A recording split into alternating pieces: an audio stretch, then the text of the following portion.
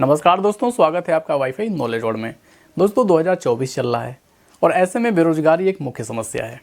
आप थंबनेल भी देखे होंगे, थंबनेल यही है कि मेडिकल फील्ड के कोर्स करना ही क्यों ज़रूरी है, क्यों यही कोर्स करना चाहिए। इस बात को 100% एक्यूरेसी के साथ हम आपको समझाने वाले हैं।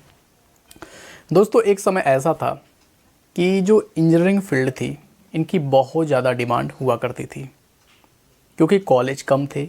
कुछ गवर्नमेंट कॉलेज थे जहाँ पे एडमिशन बड़ी मुश्किल से मिल पाता था। कुछ छात्रों को एडमिशन मिलता था जिससे जॉब भी उस समय, क्योंकि इंडस्ट्रियलाइजेशन हो रहा था, बहुत सारी कंपनियां सेटअप हो रही थी। अब जो थोड़े बच्चे जो इंजीनियरिंग में एडमिशन लिए थे इनको किसी ना किसी तरीके से जॉब मिल जाती थी, क्योंकि इनकी संख्या कम थी, इंडस्ट्रियों की संख्या इनके अनुपात में ठीक ठाक थी, इनको जॉब मिल जाती थी। लेकिन आज दोस्तों परिवेश बदल चुका है, क्योंकि जब सरकार ने बहुत सारे जो प्राइवेट संस्थाएं हैं उनको जब मान्यता दिया, एफिलिएट किया, तो बहुत सारे कॉलेज इंजीनियरिंग के खुल गए। दोस्तों सरकार ने बहुत सारे कॉलेज को जब मान्यता दिया तो बहुत सारे प्राइवेट कॉलेज खुले, जिससे इंजीनियरिंग करना आसान हो गया। अब जिसका गवर्नमेंट कॉलेज के लिए एंट्रेंस नहीं भी निकल सकता था, वो भी डोनेशन देकर इंजीनियरिंग कोर्स कर सकते थे, चाहे वो पॉलीटेक्निक कर सकते थे, चाहे वो बीटेक कर सकते थे। लेकिन दोस्तों धीरे धीरे अब पॉलीटेक्निक, बीटेक, इनकी लड़कों की संख्या बहुत ज़्यादा बढ़ती गई, स्ट्रेंथ बहुत ज़्यादा बढ़ती गई। अब इससे ये हुआ कि अनएम्प्लॉयमेंट की समस्या होने लगी, प्रॉब्लम आने लगी जॉब पाने में, क्योंकि जो लड़कों का रेशियो था और जो जॉब्स थी इनमें कहीं ना कहीं डिसबैलेंस हो गया। अब जितने लड़के इंजीनियरिंग करते थे बहुत ज़्यादा संख्या होती थी और जॉब्स बहुत कम होती थी। आप जानते हैं दोस्तों कि इंजीनियरिंग लेवल पे गवर्नमेंट जॉब तो बहुत कम आती है, मतलब मैं ये कह सकता हूँ कि एकदम ना के बराबर आती है। आप थोड़ा पहले का समय देखिए तो बहुत सारी महारत्ना कंपनियाँ हुआ करती थी, टाइम टू टाइम जॉब आती थी। धीरे धीरे जैसे निजीकरण बढ़ रहा है, प्राइवेटाइजेशन बढ़ता जा रहा है, वैसे वैसे जो भी जॉब बची हैं वो धीरे धीरे कम होती जा रही हैं। बहुत सारी महारत्ना कंपनी हैं जो गवर्नमेंट के अंडर में हैं, लेकिन अब कब तक गवर्नमेंट के अंडर में रहेंगी ये कहा नहीं जा सकता है, तो जॉब इनकी घटनी ही है। तो दोस्तों ऐसे में बहुत बड़ी समस्या आई। प्राइवेट इंडस्ट्रियों में भी कुछ खास स्कोप है नहीं, क्योंकि आप इंजीनियरिंग जब करते हैं तो अगर आप R&D में जाते हैं या रिसर्च एंड डेवलपमेंट में जॉब आपको मिल जाती है तो वो कुछ ठीक ठाक है, लेकिन जॉब की कोई गारंटी नहीं है कि वो जॉब कितने दिन बनी रहेगी। क्योंकि दोस्तों इंजीनियरिंग सेक्टर में ऐसा भी होता है कि कई बार कंपनियां घाटे में जाती है, बहुत सारे जो इंजीनियर्स होते हैं उनकी सॉर्टिंग हो जाती है, फिर दोबारा जॉब मिलना मुश्किल होता है। तो इसीलिए दोस्तों मैं सजेस्ट करूंगा कि अगर आप अपने फ्यूचर को ब्राइट करना चाहते हैं तो आपको मेडिकल फील्ड की तरफ आना चाहिए। मेडिकल फील्ड में कोई कोर्स आप करते हैं तो आपका फ्यूचर एकदम ब्राइट हो सकता है। दोस्तों आप ये जानेंगे कि मेडिकल फील्ड क्यों अच्छी है। दोस्तों मेडिकल फील्ड में आपको बहुत सारे कोर्स होते हैं, जैसे कि DMLT, BMLT, D pharma, B pharma, या फिर रेडियोलॉजी के बहुत सारे कोर्स कर सकते हैं। अब इन कोर्स को करने के क्या फ़ायदे होते हैं ये आपको समझना चाहिए, क्यों ये अच्छा है। पहली बात दोस्तों एक चीज़ और जान लीजिए कि मेडिकल फील्ड में जॉब आ रही हैं, वैकेंसी आ रही हैं और टाइम टू टाइम आती रहेंगी, क्योंकि बहुत सारे जो गवर्नमेंट, जैसे प्राइमरी स्कूल होता है तो ये जनसंख्या के आधार पर होता है कि इतना पॉपुलेशन अगर है तो वहाँ पे एक प्राइमरी स्कूल बनाया जाएगा।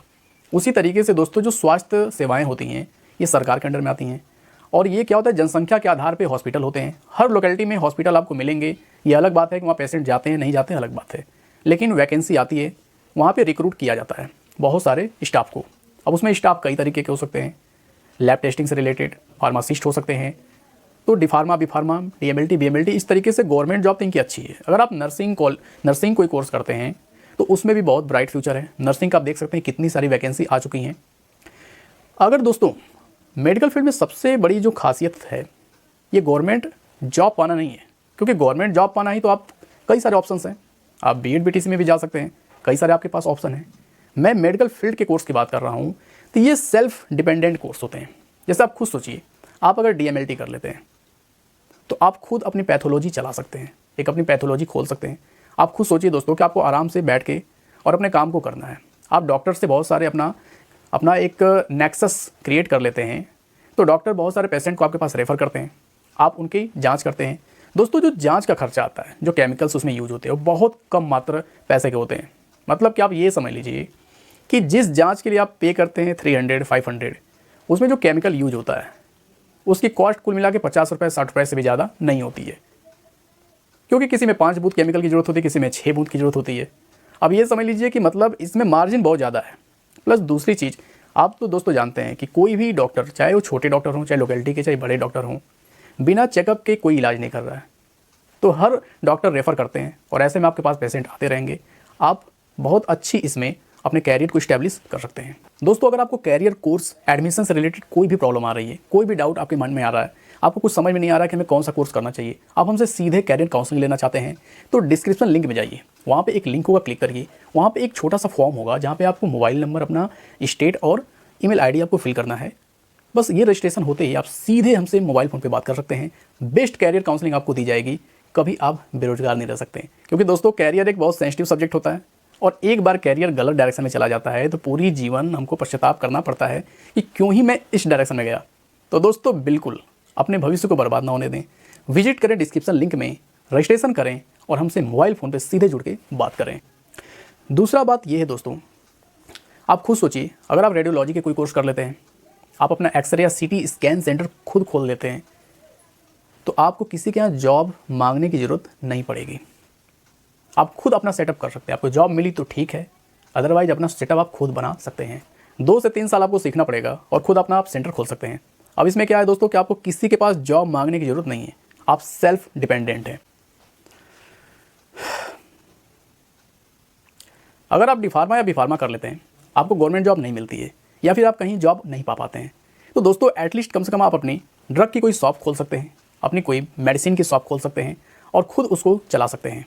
दोस्तों अगर आप डी फार्मा या बी फार्मा किए हुए हैं, आपको गवर्नमेंट जॉब नहीं मिलती है, तो एटलीस्ट अपनी मेडिकल एजेंसी आप खुद खोल सकते हैं। मेडिकल एजेंसी में दोस्तों बहुत अच्छी मार्जिन होती है। बहुत सारी ऐसी दवाएँ होती हैं जिन पे 5 से लेकर 35%, 40% तक आपको मार्जिन मिलती है। ऐसे में यहाँ भी बहुत अच्छी आप अर्निंग कर सकते हैं और अपने कैरियर को सेटल कर सकते हैं। मतलब आप खुद सोचिए कि मैंने आपको सीटी स्कैन या एक्सरे का महत्व समझाया, मेडिकल एजेंसी खोलने का महत्व समझाया, पैथोलॉजी खोलने का महत्व समझाया कि कैसे ये सेल्फ डिपेंडेंट प्रोफेशन है। दोस्तों यहाँ आपको किसी के यहाँ जॉब मांगने की ज़रूरत नहीं है, आप जॉब कर भी सकते हैं। लेकिन आप जॉब नहीं भी अगर मांगने जाते हैं तो आपके पास ये सब ऑप्शन बचे हैं। लेकिन दोस्तों आप खुद सोच कर देखिए कि आप इंजीनियरिंग किए हैं तो आप क्या कर सकते हैं।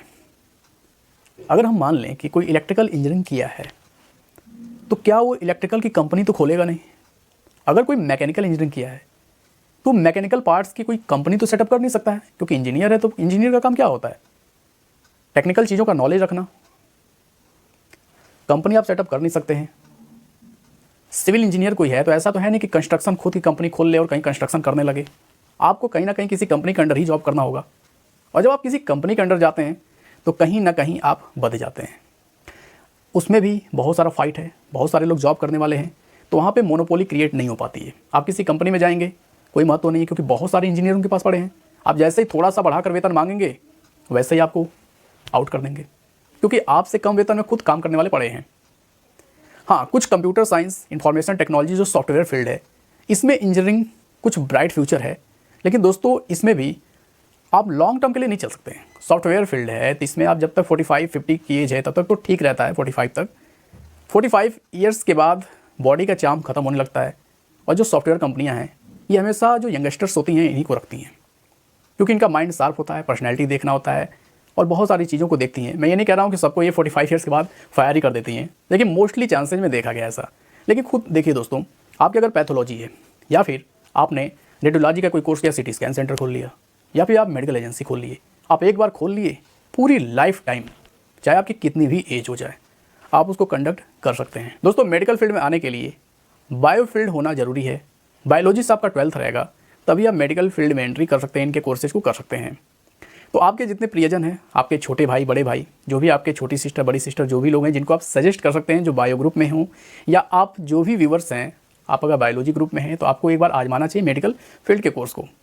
क्योंकि देखिए दोस्तों, लोग मैथ्स ग्रुप ले लेते हैं, लेकिन आप बायो ग्रुप मैथ्स ग्रुप को ज़रा देखें तो आप बायो ग्रुप के लेने के बावजूद भी बहुत सारे ऐसे फॉर्म होते हैं गवर्नमेंट के, आप खुद अप्लाई कर सकते हैं।